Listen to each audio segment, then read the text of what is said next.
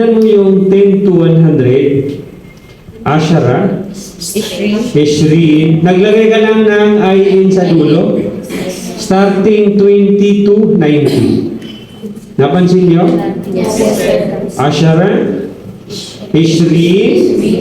40, 50, 60, 70, 80, 90, 100. Hey. So, okay na ha? Ano yung 20?